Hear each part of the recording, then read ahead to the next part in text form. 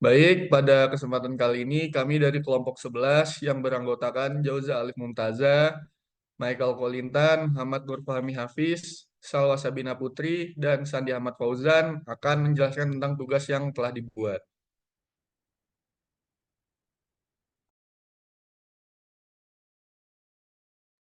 Baik, untuk kasus pada nomor satu, dapat dilihat bahwa rata-rata permintaan dari bulan Januari hingga Desember itu adalah 19.000 unit. Dilanjutkan ke bawah.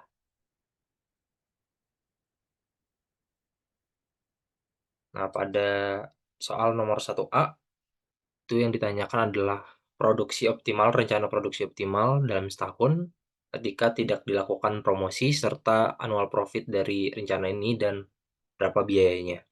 Maka itu dapat dihitung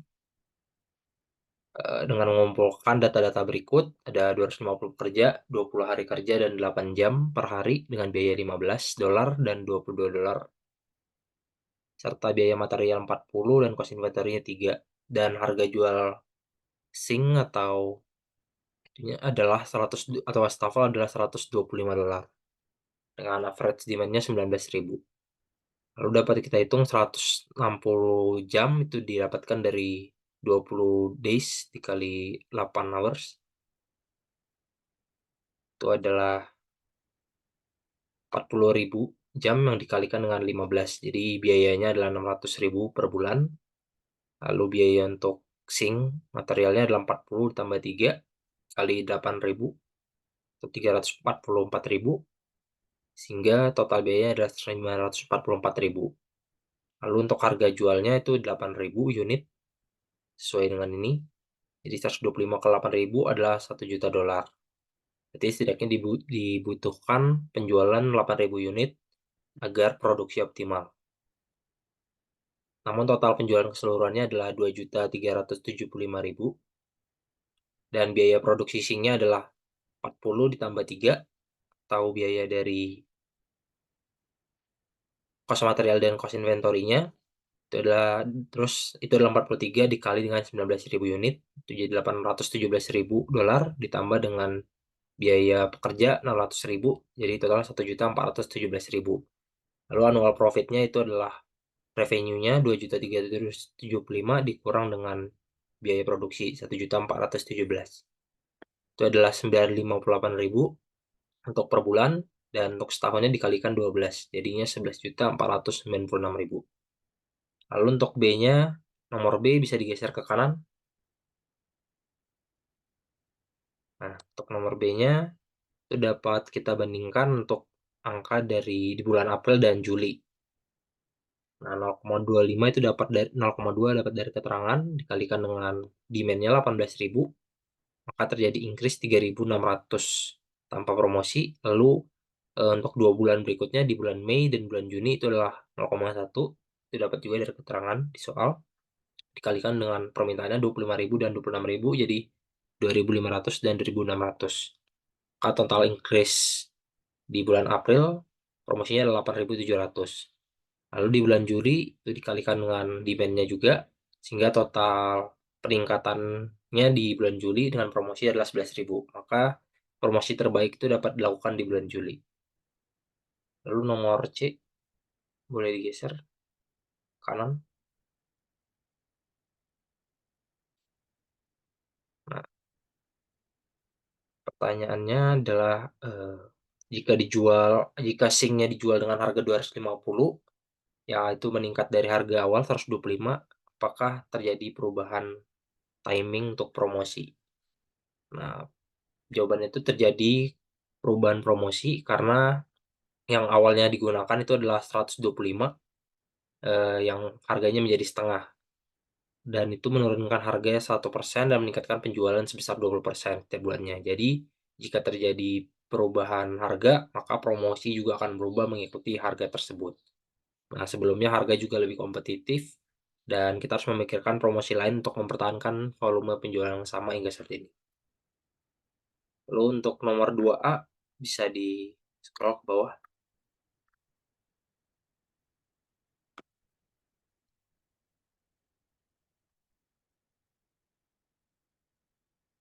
Nah, soal nomor 2A itu sama dengan nomor 1, cuman dengan penambahan data, yaitu kita bisa hiring workers dengan biaya 1.000 atau memecat workers dengan biaya 2.000.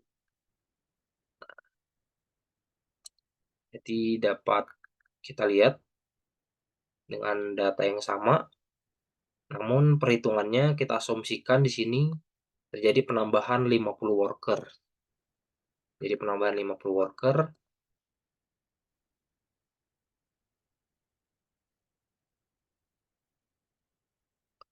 maka biayanya itu jam kerjanya juga berkurang menjadi 133 jam. Dikalikan dengan 3 workers itu sama 40.000 hours, maka totalnya menjadi 600.000. Namun tetap ditambah dengan 1.000 dikali 50, atau biayanya menjadi 650.000. Ditambah dengan biaya asingnya 344, jadi 994.000. Dengan penjualan unit optimal yang sama, itu 1 juta. Maka biaya produksinya itu adalah 817.000 ditambah 650.000, menjadi 1.467.000. Lalu annual profitnya adalah 10.896.000, berkurang dibandingkan nomor 1. Jadi kesimpulannya, jika dilakukan penambahan worker, maka dengan kapasitas produksi yang sama, yaitu 19.000 unit, maka biaya produksi akan semakin besar dan profit akan semakin kecil. Sedangkan untuk pengurangan worker, itu akan memberikan kerugian yang lebih besar. Oleh karena itu, jika mau terjadi penambahan pekerja atau pengurangan pekerja, maka kapasitas produksi harus disesuaikan kembali.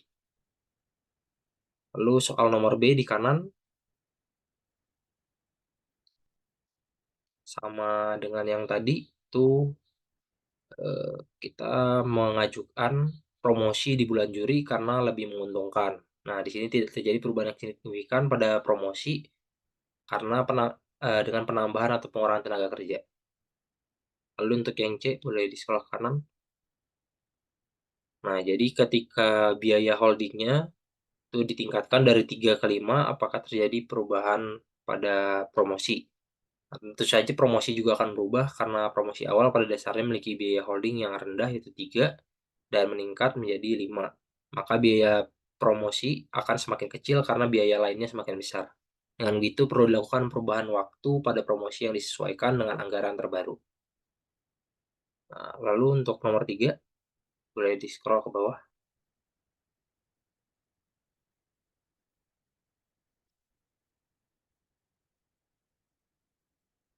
Nah, di sini dengan soal yang sama, namun terdapat jasa third party dengan biaya $74. Nah, jika kita menggunakan jasa third party, berarti nggak ada biaya labor atau workers. Nah, dengan biaya cost material dan inventory yang sama, maka penjualannya juga tetap sama, itu 125 dikali 19.000 unit. Lalu biaya produksi isinya itu adalah 40 ditambah 3 ditambah $74 dikali dengan 19.000 unit. Totalnya adalah 2.223.000. Maka annual profitnya itu adalah total penjualan dikurangkan dengan biaya produksi, yaitu 2.375 dikurang 2.223.000. Sama dengan $152.200 dikalikan dengan 12 bulan, jadi 1.824.000. Nah, jadi walaupun terjadi pemangkasan biaya tenaga kerja, namun secara keseluruhan dengan menggunakan third party, maka biaya produksi menjadi lebih besar dan profitnya menjadi lebih kecil. Nah, hal ini menyebabkan perubahan rencana produksi serta promosi yang optimal. Nah, penyebab utamanya itu karena biaya produksi yang meningkat, sehingga produksi harus ditingkatkan lagi dan promosi harus ditinjau ulang dengan anggaran yang tersisa. Bisa dilanjutkan ke nomor 4. Baik, untuk nomor 4 ini adalah untuk menentukan profit paling optimal dari perusahaan Jumbo dengan melakukan promosi atau tidak dengan melakukan promosi. Untuk perencanaannya, menggunakan perencanaan agregat dengan solver untuk mendapatkan total cost. Lalu berikutnya di sebelah kanan, boleh digeser. Berikut adalah demand forecast scenarios atau untuk menguji setiap skenario ketika Jumbo melakukan promosi atau tidak melakukan promosi. Lalu untuk pertanyaan A, profit optimal dari Jumbo adalah pada skenario 1, yaitu dengan tidak adanya penurunan harga sebesar $3, ditambah dengan demand dan forward buy yang tetap, tanpa adanya pengurangan atau penambahan. Lalu annual cost didapatkan dari demand, material, dan juga inventory. Dan untuk annual profit didapatkan dari profit dikurang dengan annual cost. Lalu untuk pertanyaan B, profit Jumbo jika Shrimpy promosi di bulan April adalah sebesar $15 juta sekian, sedangkan jika Jumbo promosi di bulan April, profitnya sebesar $14 juta sekian.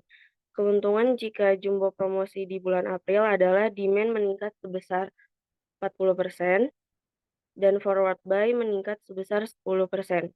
Sedangkan kerugiannya jika tidak melakukan promosi adalah demand berkurang sebesar 40%. Lalu untuk yang C, perencanaan produksi paling optimal di antara keempat skenario tersebut adalah skenario pertama, yaitu ketika Jumbo dan Shrimpy sama-sama melakukan promosi di bulan April dengan profit sebesar $14 juta sekian. Lalu untuk pertanyaan D, what is the best decision for Jumbo? Yaitu sama-sama melaksanakan promosi di bulan April, karena jika keduanya melakukan promosi bersama, maka forward buy 2 bulan ke depan meningkat sebesar 15% dan demand meningkat sebesar 40%. Dan profit yang didapatkan oleh Jumbo adalah sebesar $14 juta sekian. Lalu untuk yang E, where is the best decision for Jumbo? Yaitu dengan memilih antara tetap bertahan pada skenario 0 atau tidak melakukan promosi, atau memilih skenario 1 dengan melakukan promosi di bulan April agar demand meningkat dan buy forward 2 bulan berikutnya juga meningkat. Boleh dilanjut. Baik, pada nomor 5 ini, jadi untuk yang A itu solusinya adalah jika pabrik beroperasi selama 20 hari dalam sebulan, selama 8 jam setiap hari, kapasitas operasi produksi ditentukan terutama dengan jumlah orang jalur produksi. Selain itu, tidak ada karyawan yang boleh bekerja lembur lebih dari 20 jam per bulan. Nah, dengan cara ini, maka perusahaan dapat mendapatkan profit keseluruhan itu $1.611.000 dari penjumlahan total cost dan total revenue-nya. Kemudian untuk yang B, jadi jika pesaing Q&H Unilock melakukan promosi dengan menurunkan harga sebesar $260 dalam sebulan, penjualan Q&H pada bulan tersebut turun sebesar 50% tanpa perubahan pada bulan lainnya. Nah, pada kali ini terdapat perubahan komponen di beberapa periode dan menghasilkan annual profit atau profit keseluruhannya itu lebih banyak, yaitu $1.705.544. Untuk yang C, solusinya adalah jika keduanya berpromosi dengan menurunkan harganya sebesar $260 dalam sebulan, penjualan Q&H di bulan tersebut tidak berubah. Namun, hal itu membawa maju 25% dari masing-masing 2 bulan berikutnya. Kembali lagi, terdapat perubahan komponen di beberapa periode dan menghasilkan annual profit yang lebih sedikit dari yang sebelumnya, yaitu $1.267.584. Jadi dari ketiga tersebut, yang menghasilkan profit terbanyak adalah yang B. Boleh dilanjut. Oke, selanjutnya yang D. What is the best decision for QH if it can coordinate? Dikit ya. Nah, it decision with Unilock. Jadi di sini tuh QH mendapatkan keuntungan tertinggi jika berpromosi di bulan April dan Unilock tidak berpromosi sepanjang tahun. Namun QH akan mendapatkan keuntungan terendah jika berpromosi di bulan Juni dan Unilock berpromosi di bulan April. Keputusan terbaik jika QNH dapat berkoordinasi dengan Unilog adalah keduanya tidak berpromosi sepanjang tahun atau keduanya berpromosi. Yang Eja. Karena dikejar. Selanjutnya, what is the best decision for QNH if it want to maximize and minimum profit no matter what Unilog does? Jadi untuk maksimum dari ketiga keuntungan dan minimum ini adalah 1,3,69400.000 dolar. Sekian dari kami.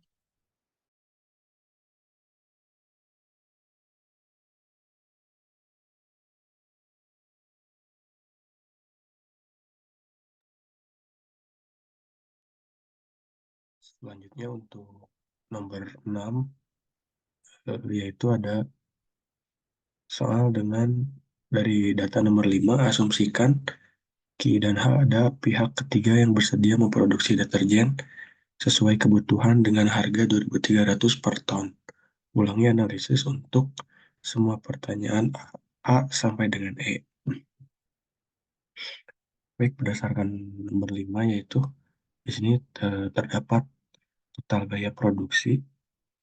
Yang pertama ada biaya produksi internal sebanyak 69 juta. Itu didapatkan dari 23.000 dikali dengan 3.000. Dan untuk selanjutnya ada biaya produksi pihak ketiga didapatkan 7.314.000 yang didapatkan dari 3.180 dikali 2.300. 2.300 tersebut berasal dari pihak ketiga yang ingin memproduksi deterjen. Selanjutnya ada total biaya produksi. Total biaya produksi didapatkan yaitu dengan menjumlahkan biaya produksi internal dan biaya produksi pihak ketiga, dan didapatkan hasil sebanyak 76.314.000. Selanjutnya ada total pendapatan, yaitu penjualan deterjen sebanyak 79.810.000 itu didapatkan dari penjualan periode akhir pada nomor 5, yaitu sebesar 34.700 kemudian dikalikan dengan 2.300. Selanjutnya untuk total laba ada total pendapatan, total biaya produksi, dan total laba itu sendiri. Untuk total pendapatannya yaitu dari penjualan deterjen pada kolom B5. Kemudian untuk total biaya produksi yaitu pada kolom B3. Dan untuk total laba yaitu total pendapatan dikurangi total biaya produksi dan didapatkan hasil sebanyak 3.496.000. Kemudian selanjutnya untuk proses pendapatan dengan menggunakan promosi dan tidak menggunakan promosi. Untuk yang tidak menggunakan promosi didapatkan hasil sebesar 1.369.400. Kemudian jika menggunakan promosi di bulan April didapatkan sebesar 1.280.804, dan kemudian promosi di bulan Juni didapatkan sebesar 1.267.584. Jika dilakukan kesimpulan yaitu dari data di atas tersebut, maka maksimum dari ketiga keuntungan minimum ini adalah 1.369.400 dolar. Strategi yang optimal untuk Q dan H adalah tidak melakukan promosi. Hal ini karena biaya promosi akan lebih besar daripada keuntungan tambahan yang diperoleh dari promosi. Dan menggunakan produksi pihak ketiga, Q dan H dapat mengurangi total biaya produksinya secara signifikan. Hal ini memungkinkan Ki dan H untuk meningkatkan keuntungannya meskipun tidak melakukan promosi.